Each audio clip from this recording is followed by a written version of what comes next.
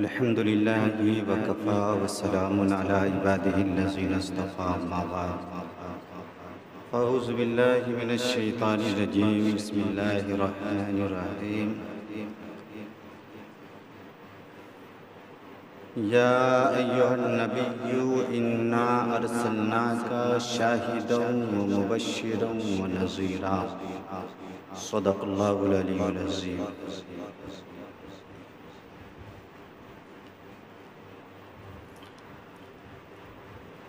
درود پاک کا ورد کرے پڑھے بآواز بلند اللہم صلی علی سیدنا شفیعنا حبیبنا مولانا محمد بارک وسلم صلو علیہ صلاۃ و سلام علیک یا رسول اللہ صلی اللہ تعالی علیہ وسلم. حضرات محترم، آپ نے 15 اگست منایا، یعنی آزادی کا جشن آپ نے منایا جھنڈا پھہرا کر. آپ دیکھیں کہ 15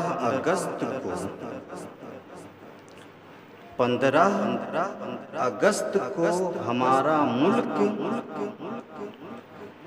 انگریزوں کی غلامی سے آزاد ہوا تھا.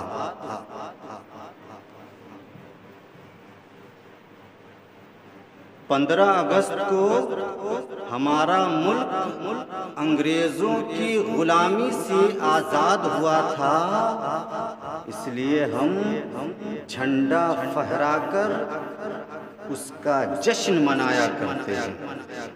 اسی طرح 12 ربیع الاول کو پوری دنیا کفر و شرک کے اندھیرے سے آزاد ہوئی تھی، اس لیے ہم 12 ربیع الاول کو بھی جھنڈا لہرا کر جشن منایا کرتے ہیں.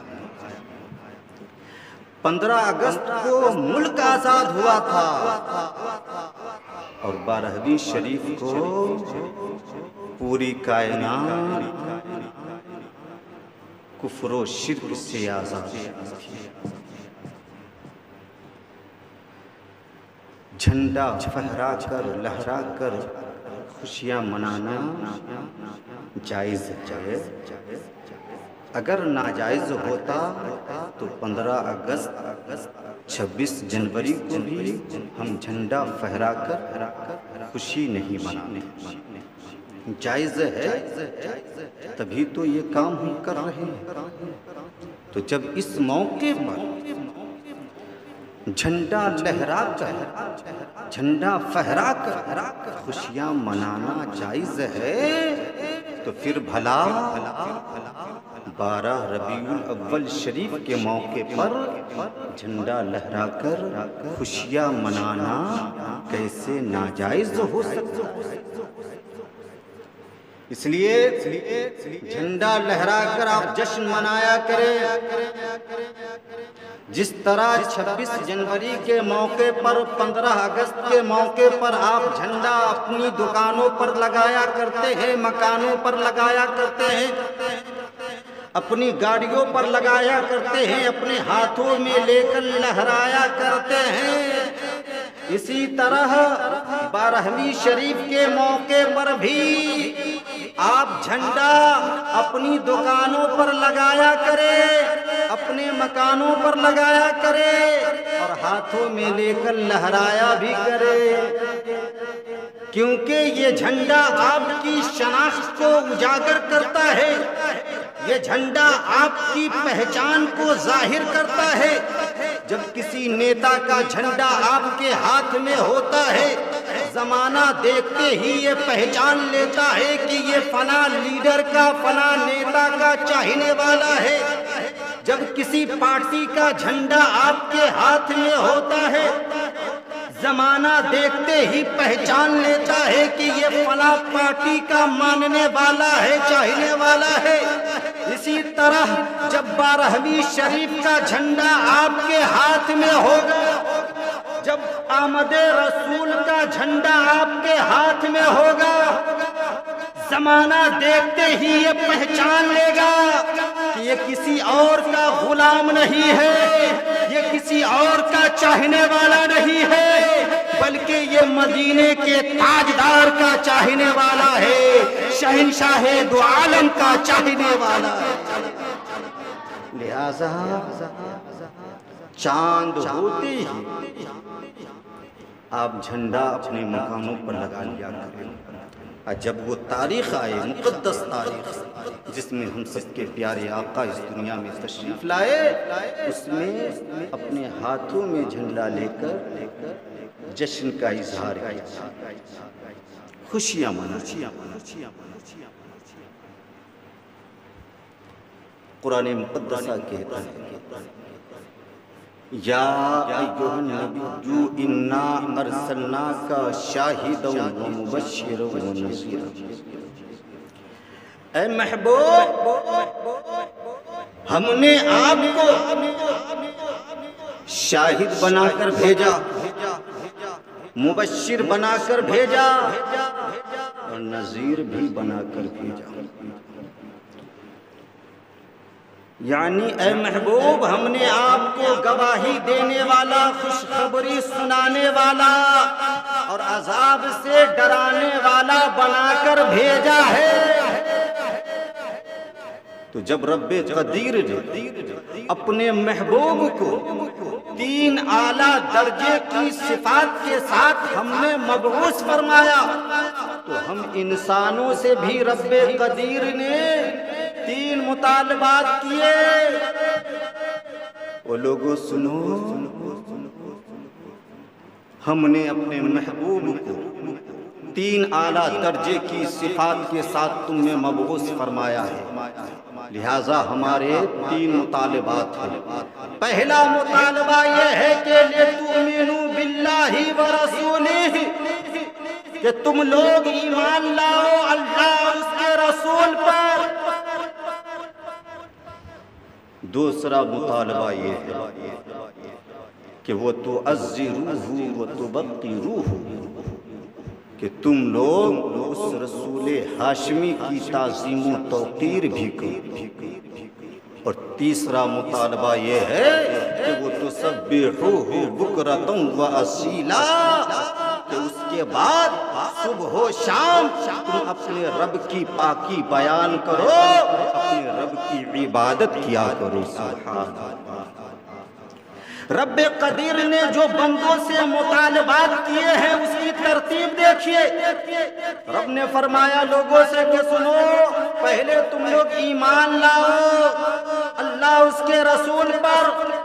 جب ایمان لا چکو تو اس کے بعد تعظیم رسول کرو، پھر جا کر تم رب کی پاکی بیان کرو، رب کی عبادت کرو۔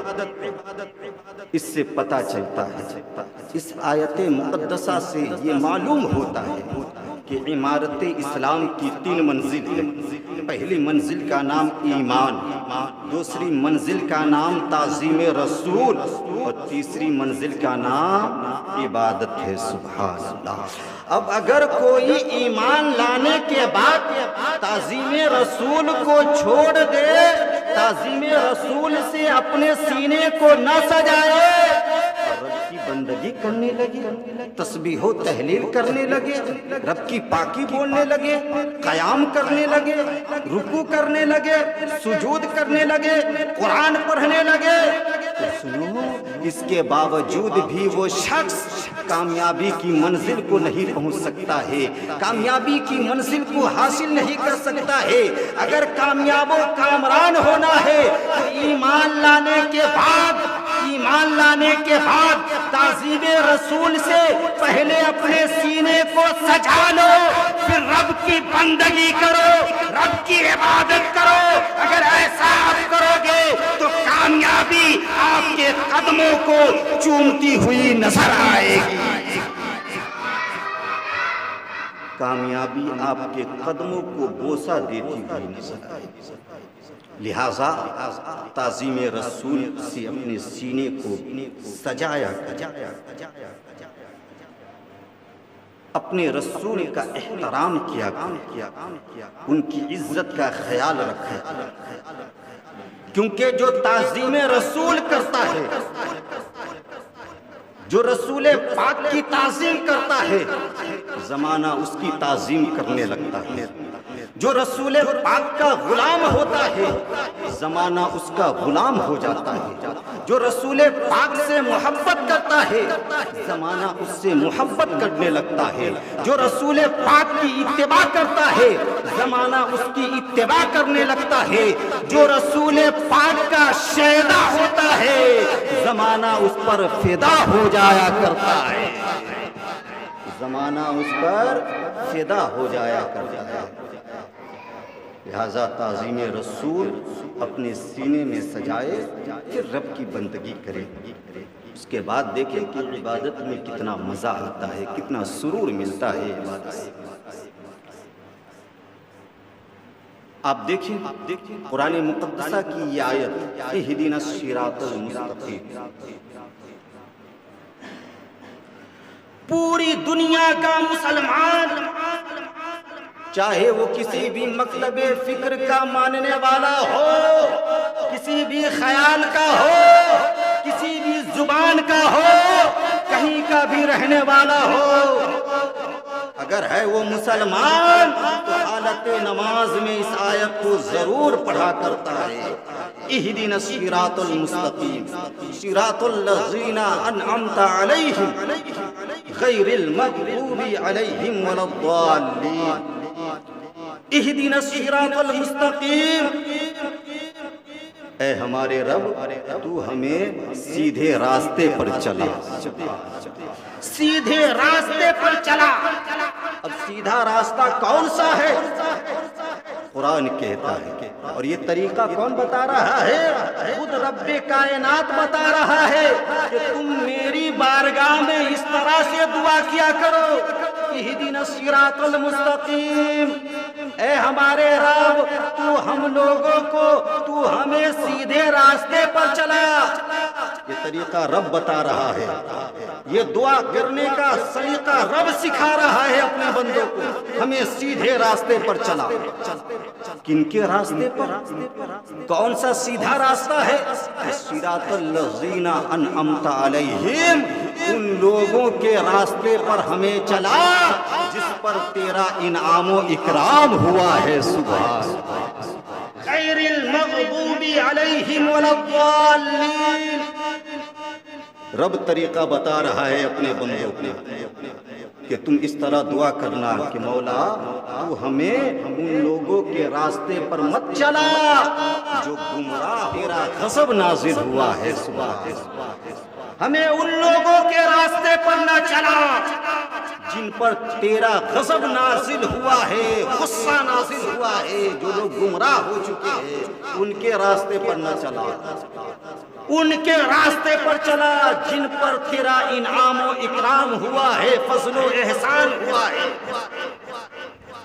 ہم نے قرآن سے پوچھا ہے، قرآن آخر وہ کون لوگ ہیں جن پر رب قدیر کا خاص انعام و اکرام ہوا ہے، فضل و احسان ہوا ہے؟ تو قرآن مقدسہ کہتا ہے دوسری جگہ پر، انعم اللہ علیہم من النبیین والصدیقین والشہداء والصالحین، کہ سنو اللہ کا انعام نبیین پر ہوا ہے، صدیقین پر ہوا ہے، شہداء پر ہوا ہے، صالحین پر ہوا ہے۔ گویا پوری دنیا کا مسلمان نماز کے اندر یہ دعا کیا کرتا ہے کہ مولا ہمیں ان کے راستے پر چلا جن پر تیرا انعام ہوا ہے، یعنی ہمیں نبیین کے راستے پر چلا، صدیقین کے راستے پر چلا، شہداء کے راستے پر چلا، صالحین کے راستے پر چلا، یعنی اولیاء کرام کے راستے پر چلا۔ پوری دنیا کا مسلمان نماز میں یہ دعا کیا کرتا ہے۔